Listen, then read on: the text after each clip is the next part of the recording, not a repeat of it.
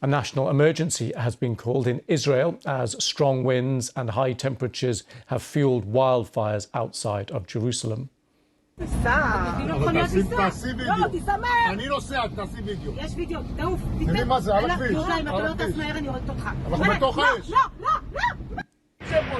Fire crews have been battling the fires there, with several people reported to have been suffering from burns and smoke inhalation. That's according to Israel's medical emergency services there. Well, let's speak to our Middle East correspondent, Yolande Nell. Yolande, talk us through the situation there.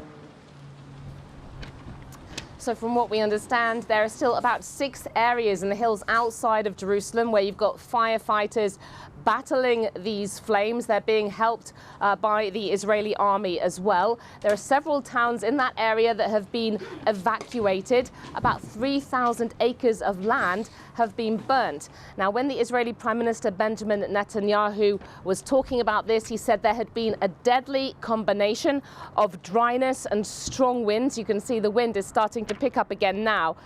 In some cases, arson is suspected, also poor land management. And inevitably, the Israeli media is really picking over this today, talking about the state's level of preparedness for such wildfires, because this is said to have been the biggest fire that the country has experienced. And Israel has become more prone to wildfires of this kind in recent years, with experts warning that climate change is just going to make it even more prone, that their fire hazard is increasing. Yolande, thank you for that. Well, let's speak now to BBC weather presenter Simon King, who's standing by for us. Simon, just talk us through what's been happening.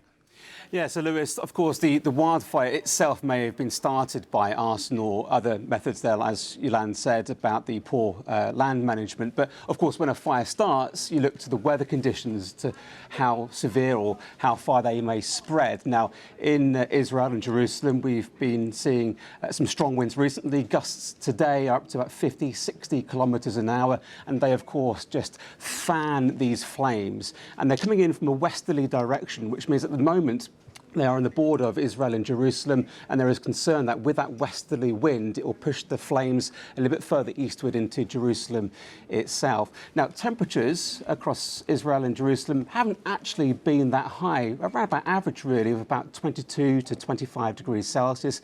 But of course, we're now going into the dry season in that region. So, of course, the vegetation is very dry already. So when you get these fires that start, that's when they can spread really quite quickly. Simon, thank you.